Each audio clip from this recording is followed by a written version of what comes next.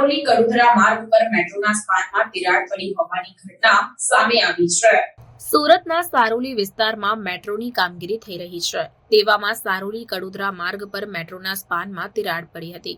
આ બનાવની જાણ થતાં ફાયર, પોલીસ તેમજ મેટ્રોના અધિકારીઓ ઘટના સ્થળે દોડી આવ્યા હતા।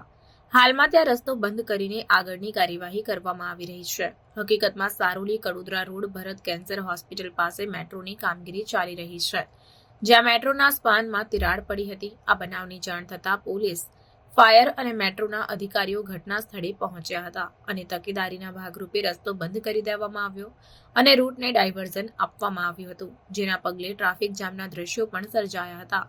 સારોલી પોલીસ સ્ટેશનના પીઆઈ એસઆર વેકરિયાએ જણાવ્યું કે તેમને ઘટના અંગે જાણ થતાં સ્થળ પર પહોંચ્યા અને સમગ્ર રૂટ પર ડાયવર્ઝન કરવામાં આવ્યું।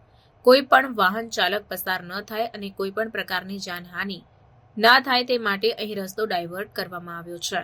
લેન્ડમાર્ક તરફથી તેમજ કડોદરા તરફથી આવતો રસ્તાને ડાયવર્ટ કરવામાં આવ્યો છે, જ્યારે આમ આદમી પાર્ટીના કોર્પોરેટર સેજલબેન માલવિયાએ જણાવ્યું કે અહીં મેટ્રોની કામગીરી ચાલી રહી છે અને સારોલી બ્રિજ અહીં નમી રહ્યો છે। આ બ્રિજ નવો બની રહ્યો છે અને હાલમાં નમી રહ્યો છે। જો આ બ્રિજ ચાલુ થઈ ગયો હોત તો અહીં મોટી ઘટના ઘટત, પરંતુ સદનસીબે કોઈ જાનહાનિ થઈ નથી। મને જાણ થતાં હું પણ અહીં સ્થળ પર આવી છું। આ બ્રિજમાં ચોખ્ખો ભ્રષ્ટાચાર દેખાઈ રહ્યો છે। સરકાર આવી રીતે લોકોના પૈસાનો વેડફાટ કરે છે। આ ખૂબ ગંભીર બાબત કહેવાય। વર્ષ 2022 થી કામગીરી ચાલુ છે। લોકો મેટ્રોની કામગીરીના કારણે ઘણી બધી પરેશાની ભોગવી રહ્યા છે, છતાં પણ ચૂપ છે, કારણ કે લોકોને એમ છે કે વિકાસ થાય છે, પણ આવી રીતે વિકાસ થવાનો છે?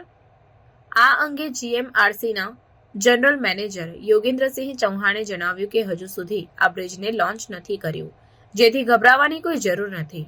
આમ થવા પાછળનું કારણ તો તપાસ બાદ જ જાણી શકાશે।